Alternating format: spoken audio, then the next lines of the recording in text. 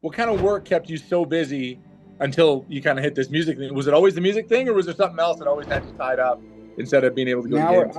I worked in the oil field in West Texas for 15 years, and I was from the time I was 18 years old, I signed up and was out there, and then I went that short little stint in the army. And when I got back, I went back to the oil field. It was the only thing I've ever known is swinging a hammer and just making a living and making it work. And I never thought in a million years I'd be sitting here talking to y'all. So, What was the moment like when you were like, "Oh my God, I'm gonna quit my job and be a musician. This is crazy."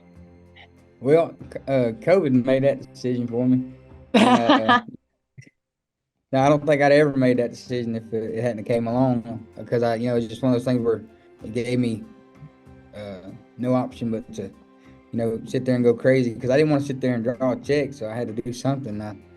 And so I got up and started playing that guitar and started swinging it like a hammer, and here we are. Were you singing for the boys when you were doing oil field work? Did anybody know you had this talent? Or are people coming out Oh now like, what man, the hell? You could sing this whole time?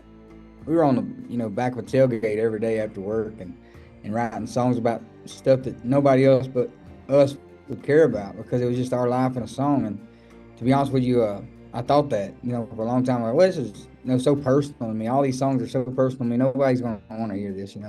But I learned that you know I'm not special. Everybody's going through the same thing. I think that's one uh, of like the most valuable things you can ever learn is how like to never feel like you're more special or better than anyone else. If you can keep that mindset, you will yeah, succeed so much further than the next person who thinks that they're better because then it just shows, you know? yeah. I mean, I think that when you learn that you know, something you're scared to say because you feel like you're the only one feeling that way. And then when you finally let it out and then you learn that you're not alone, I think that's the best feeling in the world. And at the same time, it's the heaviest weight ever because you're like, all right, now that I've opened up that portal, I got to Yeah. keep digging in there. I got to keep going back. You're like, And I how do I think make that, but people the biggest sad thing, with me? It's the yeah, best way is to make yeah, people feel yeah. sadness. I think that my biggest thing is like I've learned if it don't pull something out of me when I'm writing it, or if I don't have to go in there and actually dig for it, and it's on the surface, I don't need it. Uh, I can write on the surface songs all day long.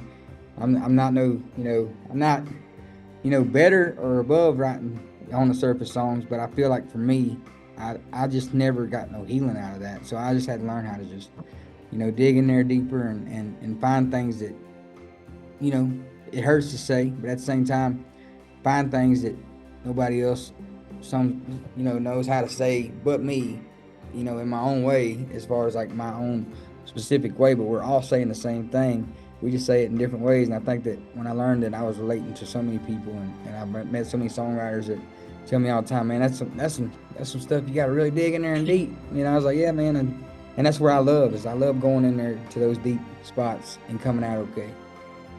So it's interesting because we live in a province very oil rich. I know a lot of people who have done the kind of work you've done. And I'm not saying there's a type, but they're not all sharing with their feelings. They kind of keep those locked away. So was it hard for you to dig deep and kind of let people into those feelings and even for you to like actualize those things? Well, I am a man. It is hard. It is hard to dig in there and to be vulnerable and to show people that you have a side that ain't all bulletproof, and you have a side uh that's under lock and key that you only let certain moments come out at a time. But I think that that's when you unlock that and you just let it flow like a river, man. I think it's just one of those things where it's been the best thing for me and my now newfound sobriety. For a long time I thought I had to drink to get those things out. For a long time I thought I had to be medicated to dig those things out and to be okay and with telling my story.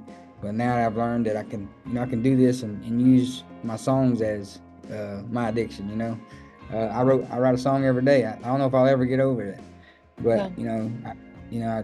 I've written over 3,000 songs before I made it to town and and counting. And it's been crazy. And now when we ride blowing up like it is, it makes me think now I got to write 10 times a minute as more. Because I got to write just as much. But at the same time, the story don't change.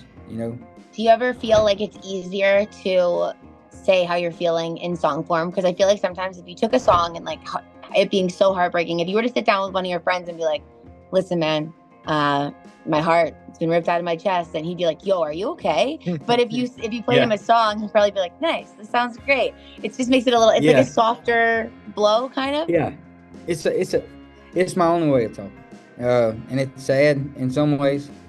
But like if I had y'all's job, I would be terrible at it.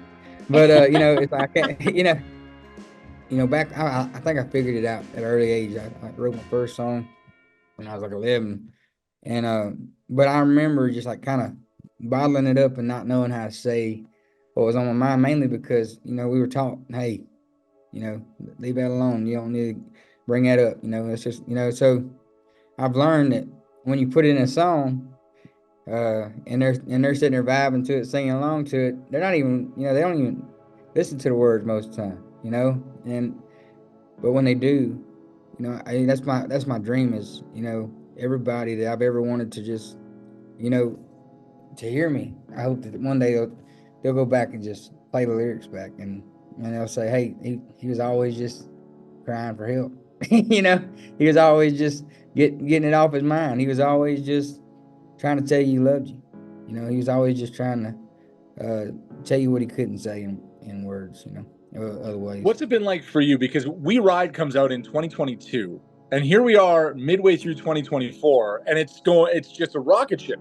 Has it been weird to have a 2-year journey on this song? And even that's to come out. You've written that way long ago, and then you went into the booth, and this song is like a real progression to get where it is.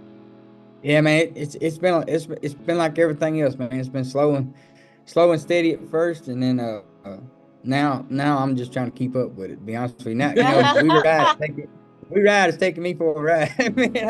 We're definitely riding now. I've learned that, like I said, I've learned how to maintain a balance between staying me and making and keeping my creativity on that ever-changing spectrum, and also knowing that, like, oh Lord, now people see me as the We Ride guy, but now I've got other songs, and I've got things coming out that it's like, it is a constant chase trying to think about what's the next step. I mean, how do you top that, but at the same time, if we didn't have that, if we didn't let one goal, triple or 10 times, raise the bar from the last goal, then we wouldn't be here, So I think it's one of those things where it's a never-ending pursuit, but at the same time, I'm not going to let that, change the fact that the goal is the same, and that's to reach people, and that's to have a good time, get up on stage, put on a show, and let people just come out and, have a good time and sing the songs, and, It's also such a good teller to just like give something a try, and even if it doesn't work right away, there's a good chance that it will later. I don't know if you've ever heard of an artist called Noah Kahan.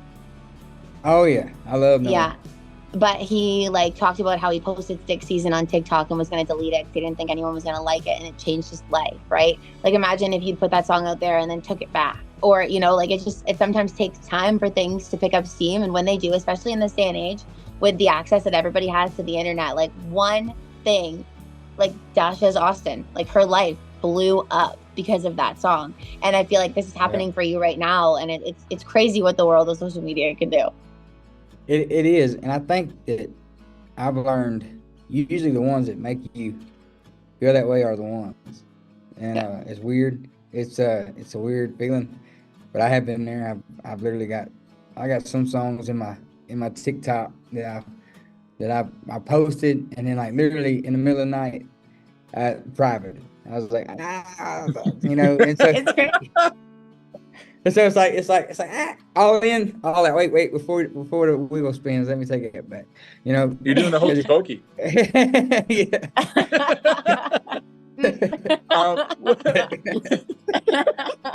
We'll get you out of here on this one. I just wanted to know if there was anything that you've taken from your time serving your country or working on oil fields, or maybe a combination that sticks with you to what you're doing now. Is there a certain work ethic or something you learned along the way that helps you in a totally different career path?